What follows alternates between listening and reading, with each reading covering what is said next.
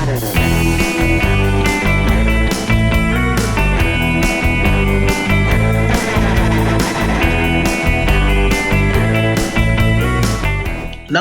when we look into the work your organization is doing, and it is quite a lot of diverse work, I would like for you to share it a bit with our viewers. That what sort of work is your organization doing, and how policymakers, teachers, and parents in India can learn from it and know more about it. Well, our work is based on the United Nations Convention on the Rights of the Child. So whenever we look at issues or challenges of parenting in the digital age, we always consider child rights. And child rights in the sense that it's not just the right to protection from harms, but it's a multitude of rights that are very often violated by rightful or false claims of protecting children from various harms on the internet.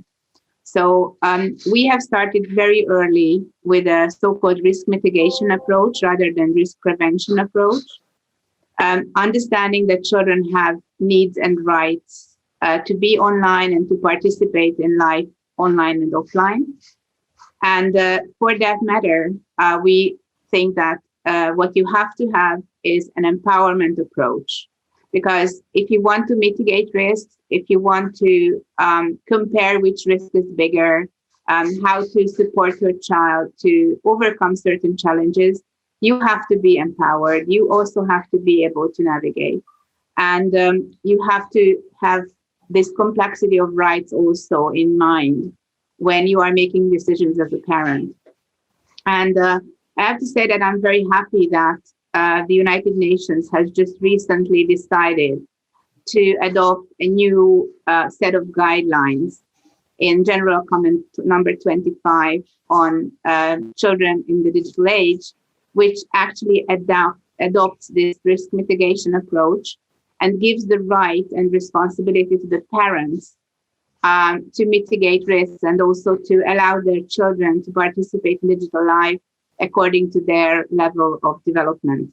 What we have to do now, and what we have been doing for quite some years now, is making parents aware of what is there in the digital age in general, and also to make them understand that their children might be much more capable of navigating risks than they assume, especially if they have a holistic approach to parenting.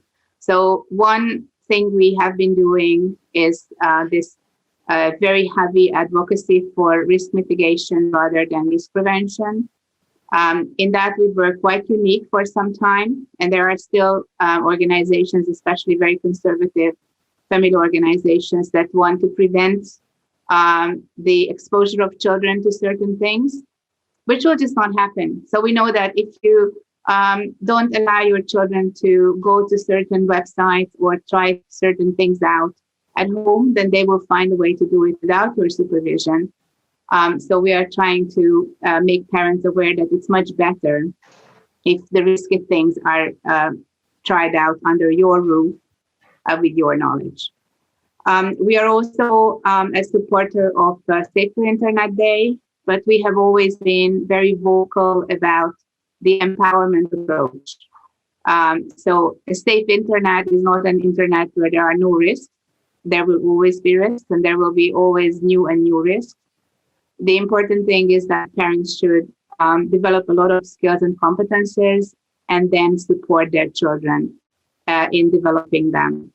If you look at the past year and a half, nearly 2 years, you can see that one of the most important skills is more or less missing in many countries, critical thinking, which is very, very important when it comes to digitalization, because you have to learn that what comes into your face, however loud, is not necessarily true, but you have to dig deeper and understand.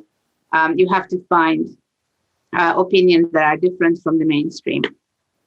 So advocacy, and also we have been doing quite a lot of work on empowering people who meet parents regularly. As an international organization, it's not really effective to reach out to the individual parent living in Mumbai or Delhi. But if we approach and reach the professionals who the parents meet and trust, then they can multiply the effect of our work. At the moment, we're working on a pack of resources that will target school heads, teachers, and parents to sail safe in digital waters. But also in that resource, we're using a risk mitigation approach and also a holistic approach to parenting. Because the thing is that if you only focus on the digital part, then you will lose most. Digital and analog, online and offline are just parts of the continuum for a child today. So if you only focus on one, then you miss most.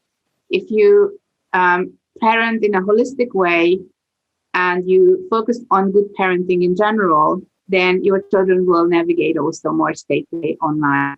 So it's not just parenting in the digital age, but good parenting in general. What we are trying to promote, especially by empowering the professionals who can meet the parents. It's not just teaching professionals, but it's social workers, medical staff, the people who are professional, but at the same time have a trustful relationship with the parents. I personally believe that the whole basis of parenting your children well in this digital age is to build trust at the very, very beginning. Because the moment your child knows that they can tell you anything that happened to them, be it in the school playground or in class or on the internet, you can discuss and you are the winner. If your children are secretive because they are afraid of punishment or there is no open discussion, then most probably somebody else will parent your child. And you will not know who it is. It might be Mr. Zuckerberg. It might be cyber criminal. It might be the parent next door. But as a parent, you have a duty to keep the focus and parent your own child yourself.